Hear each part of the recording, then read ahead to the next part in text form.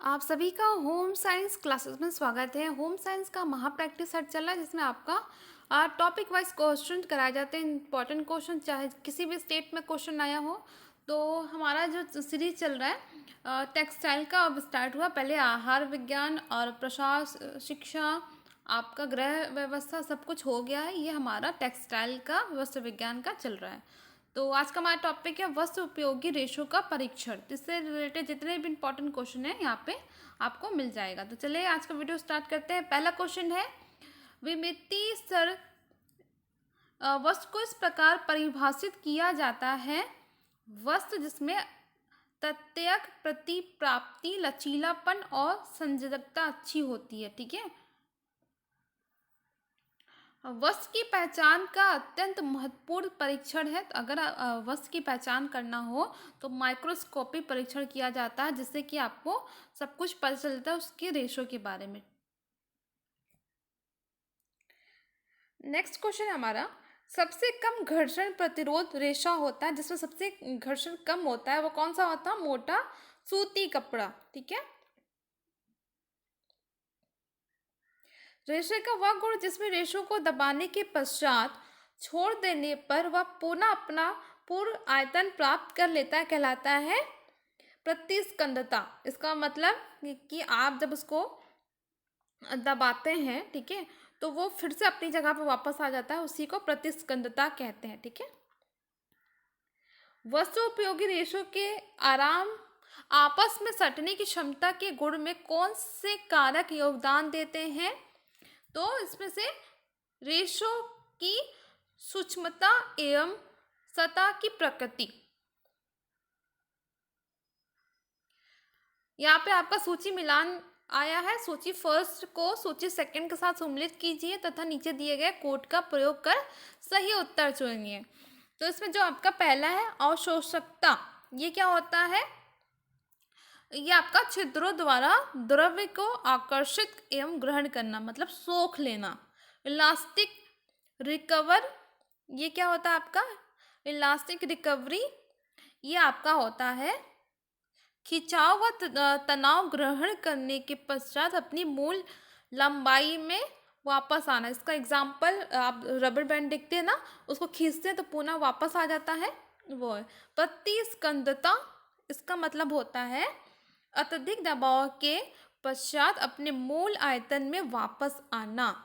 तो किसी कपड़े पे आप ऐसे स्वेटर वेटर देखते हैं, उसको दबाव डालते हैं तो वो पुनः अपनी स्थिति में वापस आना कहलाता है। लचीलापन, बताइए, बिना टूटे हुए मुड़ना। इसमें कोई वो जल्दी टूटता नहीं है, आप उसको कितना भी खींचें या इधर उधर मोड़ेंगे बेंड करेंगे तो ये नहीं मुड़ता। तो उसी को हम क्या कहते हैं? लचीलापन। नेक्स्ट है अपना किल्टेड टेक्सटाइल्स निम्न वस्त्र निर्माण की विधि का उदाहरण है। किसका होता है? अनेक परतों वाला। ठीक है,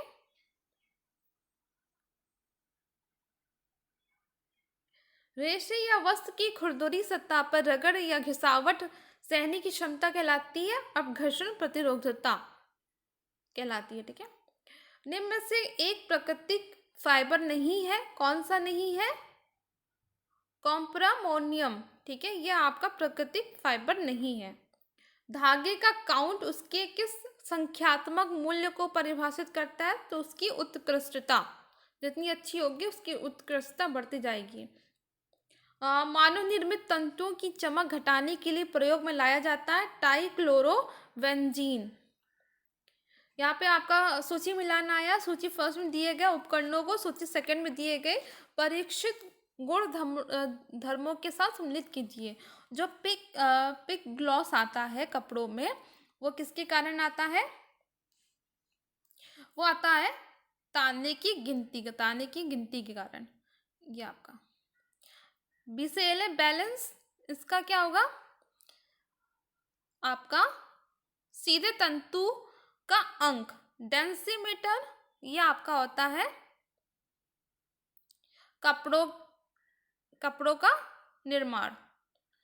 स्पेक्ट्रोफोटोमीटर कपड़ों के रंगों का वर्ण कहलाता। ठीक है, सूची फर्स्ट में दी गई इकाइयों को सूची सेकंड में गुणवत्ता मानकों के साथ सम्मिलित करना है। यहाँ पे फिर से आपका सूची मिलान आता है। तो फिर आपका आता है डेनियर। डेनियर का यह आपका होता है 9000 मीटर के ग्राम में ढेर कहलाता है। टैक्स, टैक्स क्या है? टैक्स आता है आपका 1000 मीटर के ग्राम में पुंज। दीर्घ शिरा अंक प्रति पाउंड 560 गज के रेशो का विमलीकरण। सूती काउंट प्रति पाउंड 840 गज के रेशो की विमलता। ठीक है। निम्न में से कौन सा प्राथमिक गुणधर्म नहीं है? तो मजबूती नहीं है। निम्नलिखित गुणधर्मों में से कौन सा प्राथमिक गुणधर्म नहीं है? यहाँ फिर से क्वेश्चन रिपीट हुआ।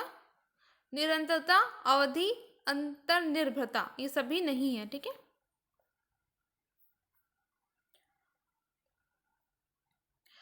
अभिविन्यास जो एकदर्शी वस्त्र के लिए अनुपयुक्त होता है वो दोहरी तरह, दोहरी जो ता होता है वो होता है। यहाँ पे आपको सूची मिलान दिया गया है। सूची फर्स्ट को सूची सेकंड के साथ सम्मिलित कीजिए। तो मखमल ताना की रेशमी सतह पर रोए, जो ताना होता है ना उसकी रेशमी सतह पर रोए होता है, उसी को मखमल कहते हैं। सूती या नकली मखमल ये आपका बाना की तरह सतह पर रोए, तो ये बाना की सतह पे जो असली मखमल होता है उसकी ताना की सतह पे रोए होते हैं। जो सूती या नकली मखमल होता है वो बाना की सतह पे रोए होते हैं। यहाँ कंफ्यूज नहीं होना।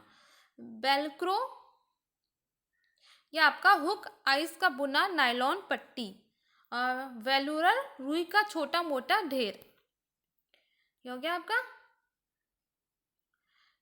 खींचे हुए कपड़ों को सिलने के लिए लॉक स्टिच प्रयुक्त होता है, तो ये बिल्कुल गलत है। जब खींचे हुए कपड़े होते हैं उसके लिए लॉक स्टिच का प्रयोग नहीं होता। लॉक स्टिच कपड़े के खिंचाव के साथ खींच जाता है, तो ही ये भी गलत है। ठीक है। तो आपका ये दोनों ही गलत है, ए और आर दोनों गलत है। फिर आता है आपका नेक्स्ट, वस्त्र उद्योग में उपयोग किए जाने वाले निम्नलिखित रसायनों में से कौन से खतरनाक है? तो खतरनाक पूछा है, तो इसमें आपका अजैविक सम्मिश्रण और क्या है दूसरा? क्लोरीन मिश्रण। तो अजैविक मिश्रण जो है इसको बैन भी किया गया है। अजैविक जो आपका डाई होता है उसको बैन किया गया है, तो याद रखना क्वेश्चन पूछता है। मापन के निम्नलिखित पैमानों को निम्नतर से उच्चतम के अनुक्रम में व्यवस्थित करें।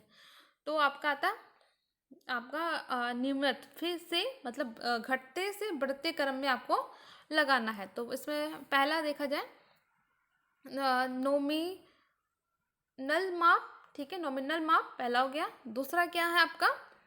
ऑर्डिनल माप। तीसरा कौन सा है? इंटरवल माप। चौथा रेशियो माप। तो चौथा तो है लेकिन ये फर्स्ट है, आता है माप में। कृत्रिम रेशों के उत्पादन का सही अनुक्रम दीजिए। तो आपको कृत्रिम रेशों के उत्पादन का सही क्रम बताना है। ठीक है। तो इसमें सबसे पहला आता है आपका बहुलीकरण, फर्स्ट हो गया। दूसरा आ गया आपका घोल में लगाना। तीसरा आपका आ गया बाहर निकालने की क्रिया। चौथा परिष्करण रसायनों के साथ उपचार। तो ये तो आपका सही क्रम है। कथन अभिकथन यहाँ पे दिया गया है, इसमें आपको बताना है कौन सा सही है कौन सा गलत। एक सूती वस्त्र को प्रदूषित कचरा उत्पन्न किए बगैर प्रतीकात्मक रंगों में रंगा जाता है। तो आपका ये जो कथन है बिल्कुल गलत है। और इसका जो कारण है प्रतीकात्मक रंग योग अथवा प्रतिस्थापन के द्वारा फाइबर अणु के साथ प्रतिक्रिया करता है। तो आपका सही है, ए गलत है लेकिन आर बिल्कुल सही है। एक क्वेश्चन और है नीचे, यहाँ पे देख सकते हैं। सूची फर्स्ट को सूची सेकंड के साथ आपको मिलान करना है। ठीक है। तो इसमें आपको बताना है जो आपका आता है एंटीस्टैटिक। ठीक है। तो इसका क्या होगा बताइए? तो इसका होगा, इसमें आपको यहाँ पूरा दिया नहीं है। ठीक है, रुकिए। यहाँ पे, तो पूरा विकल्प यहाँ पे देख लेते हैं, आंसर डायरेक्ट आंसर देखते हैं। एंटीस्टैटिक, इसमें आराम और सुरक्षा आती है। वाटर रेपेलेंट, इसमें रक्षात्मक फिनिश होता है। स्लिप रेजिस्टेंस, इसमें टिकाऊपन में बदलाव आता है। गेनिंग क्या कहलाता है, बनावट का निर्माण होता है। तो ये आप लोग डायरेक्ट ऐसे याद कर लीजिएगा, इसके बारे में पूछ भी लिया जाता है, अलग से भी क्वेश्चन बनते हैं। ठीक है, यहाँ पे आता है आपका सूची फर्स्ट को सूची सेकंड के साथ मिलान करना है। मुलायम फर्श क्या होता है आपका, कालीन होता है। रंग, क्षेत्र रंग, ठीक है। रग रग, तो क्षेत्र रग कहलाता है। सख्त फर्श के अंतर्गत क्या आता है, लकड़ी की जो फ्लोरिंग होती है वो आती है। ध्वनि रोधी में क्या आता है आपका, रबड़ा, जो रबड़ की फ्लोरिंग होती है उसमें ध्वनि रोधी कहलाती है। सूची फर्स्ट में दी गई परिसज्जाओं को सूची सेकंड में दी गई श्रेणियों से मिलान करना है आपको। जो आता है आपका पहला ड्यूरेबल प्रेस, तो यह आता है आपका रख रखाव विशेषताओं को बढ़ावा देता है। एंटी स्टैटिक, यह भी पूछा गया था, तो ये आपको क्या करता है, आराम प्रदान करता है। वाटर रिपेलेंट, ये आपका आता है सुरक्षा परिसज्जा। स्लिप रेसिस्टेंट, ये आपका है मजबूती पर प्रभाव डालता है। तभी पूछा गया था, फिर से रिपीट हुई है क्वेश्चन। नेक्स्ट है छितराने वाले एजेंट का कार्य है, तो ये क्या कार्य करता है, पिंड बनाने से रोकता है। सूची फर्स्ट में दिए गए काउंट को सूची सेकंड में दिए गए उनके वर्ण से मिलाइए। तो यहाँ पे सारे काउंट दिए गए हैं, ऐसे मतलब सही मिलान नेट के क्वेश्चन में और आपके एलटी में ऐसे क्वेश्चन बहुत आते हैं, तो इसको याद रखिएगा। कभी कभी डायरेक्ट क्वेश्चन भी टीजीटी पीजीटी में पूछ लिए जाते हैं। तो ये आपका काउंट आपको बताना है। जो आपका पहला है सूती काउंट, तो इसमें आएगा 1 पाउंड वजन में 840 गज लंबी लच्छियां की संख्या। ठीक है, 1 पाउंड में 840 गज लंबी लच्छियों की संख्या। उन्हीं काउंट में क्या आता है, 1 पाउंड वजन में 300 गज लंबी लच्छियों की संख्या। ठीक है, वर्स्टेड काउंट में आता है आपका 1 पाउंड वजन में 560 गज लंबी लच्छियों की संख्या। मैट्रिक काउंट में आता है आपका 1 किलो वजन में 1 किलोमीटर लंबाई की लच्छियों की संख्या। ठीक है, ये आपकी काउंट मैट्रिक्स हो गई। फिर नेक्स्ट क्वेश्चन आपका, निम्नलिखित में से वस्तुओं के मूल का सिद्धांत कौन सा है, तो रक्षा का सिद्धांत कहलाता है।